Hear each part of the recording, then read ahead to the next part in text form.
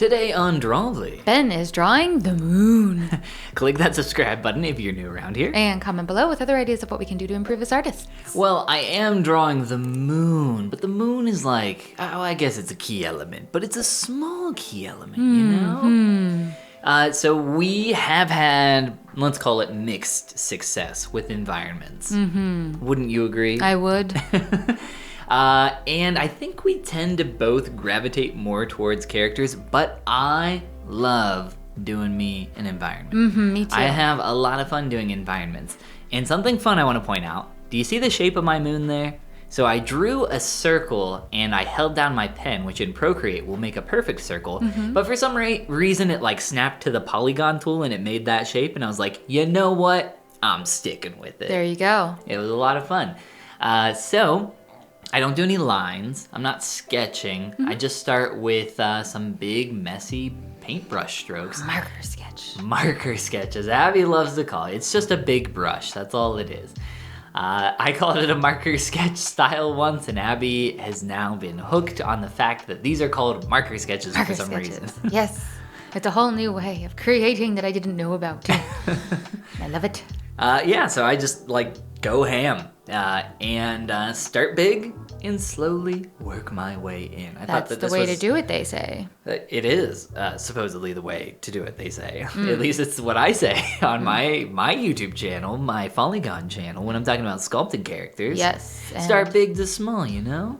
Yes, it's true. And it's been reiterated by artists on their channels as well that I've seen. Well, it makes sense when you actually get in and start trying it out. What do you think of my environment piece? Love the colors, love the mood. I like it. You like the mood? Yeah. The moon? The moon. Yeah, I like it. How long did you spend on it?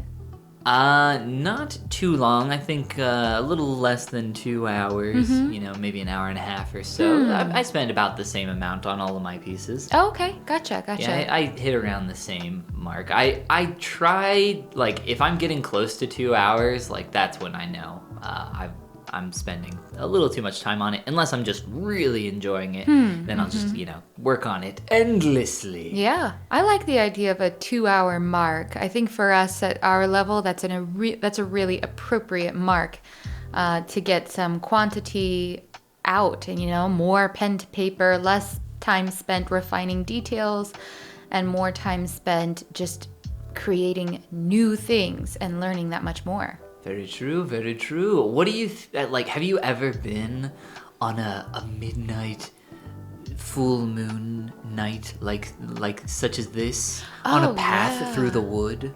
Yeah. You have? Beautiful. What? Oh, yeah. When? Where? I don't know. How? I was younger.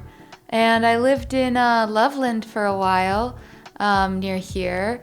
So right on the bike trail, so I could go out at night. It was very peaceful. So you've walked down this very path. Not this very path, but I've been in the woods at night, and it is lovely. I've also been in the woods at night, but maybe not quite as picturesque as this. No, I don't know of anywhere where everything's quite that green.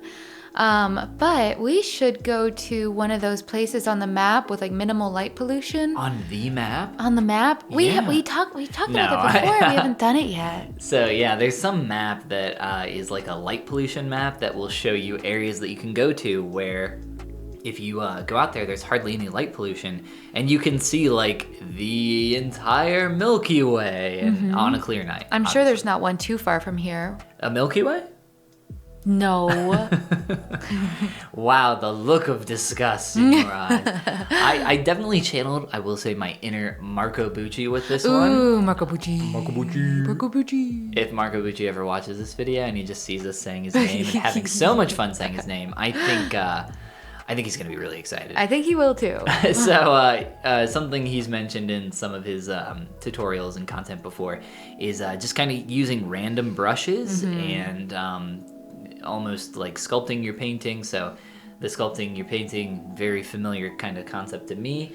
Using random brushes, a little more difficult for me because I like to have a little more control, but I tried to let my inner Marco Bucci come out. Inner Marco Bucci. Yeah, the random brushes thing, it is so cool in how it gets texture down, it gets like elements down that are almost by accident. Get some randomness. But that's the thing, it's a lot of it feels very accidental at our stage. And in our stage, there's not as many happy accidents as Bob Ross might have. Our accidents are a little more like, oh my god. No, a fun thing about Bob Ross and his show that maybe a lot of people don't know is that he practiced every single painting that he made on that show twice before he ever recorded it live. He would paint it once, I guess at home or at his studio, wherever he worked, and then he would paint it once right before they recorded again. Mm-hmm. Which is not very many times for such a serious production value. Oh no, I think that's quite a lot of like prep work for something. It is, but you remember when for we every used single episode. Well, you remember when we used to record like as we were painting on the iPads? And towards the end of that, we switched over to our new method where we draw separately and alone and then record over. So alone. But right before we did that, I had just realized that if I did a first pass on a drawing and then drew it during the episode, it was so much better because I could focus on talking, like he talks during his episodes. Yeah, have a little more groundwork done, yeah. And, well, I would restart for the episode, but I would have already done it once before, and it let me kind of relax and focus more on a lot the of talking. the mental planning. Mm-hmm. Exactly. I'm doing my famous brighten up my image, darken my image, and then erase like 99% of it. Yeah, I like that method. Up that contrast. Yeah. I think there's like a lot of techniques that you have pulled from me and my workflow, but you know, I'm a little maybe more experienced in digital. I'm trying to think if there's like some stuff that I've kind of pulled from you and what you do and your workflow.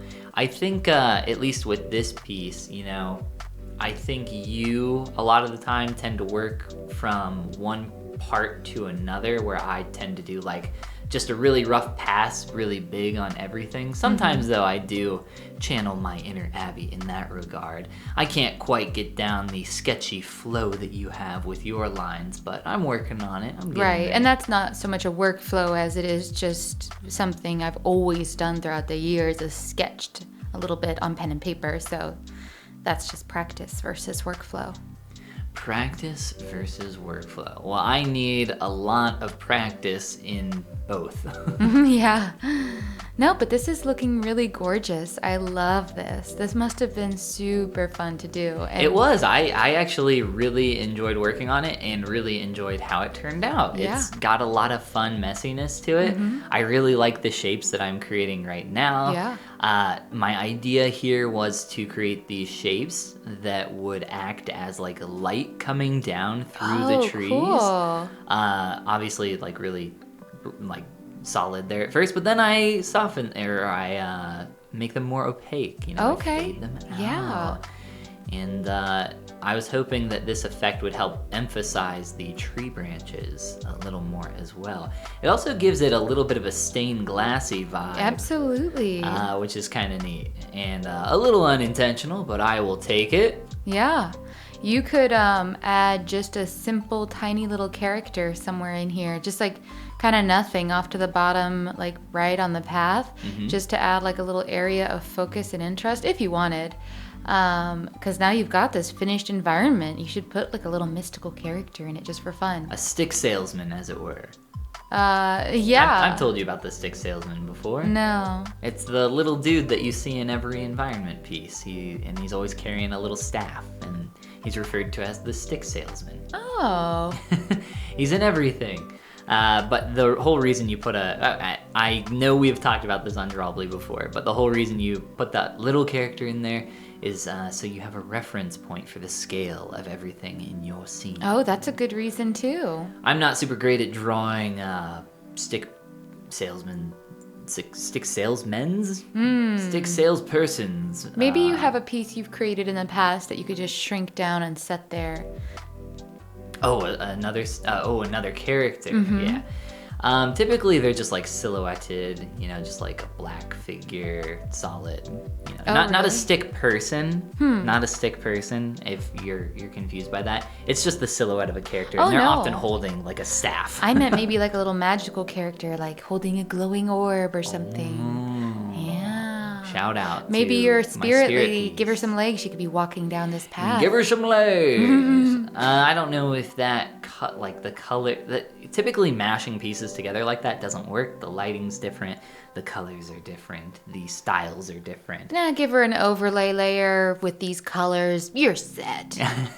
Well, I think you should try that one time and see how that goes. I have tried that many a time to no avail in the past, and have learned from experience that is not at least a super fantastic way to work. No. There is something called photo bashing, though. Are you familiar with photo bashing? Mm-mm.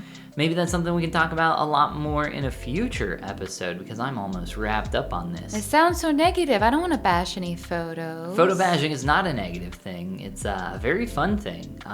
Something that maybe we could play around with in the future. Okay. Future Drawbli. Yeah, let's try it. I'll teach you how to do it. It's I actually don't know how exactly difficult it is. I mean, it definitely takes some skill, but it takes a little bit of the early work out of it, let's say.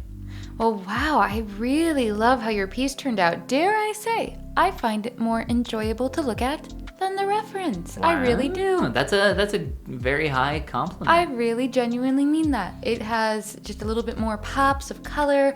I like how it has such, a contrast of hard and soft edges a bit more. I think going in with all the different textures, you created some very happy accidents. Wow, thank you. Mm-hmm. Yeah, I like I said, really enjoyed working on this one, and really enjoyed how it turned out here too. Yeah. And if you want to see some more happy accidents in the future, because that is the only way that I could ever have some success here, you can click that subscribe button. And comment below with other ideas of what we can do to improve as artists. And this is the part where we say... Goodbye. Goodbye.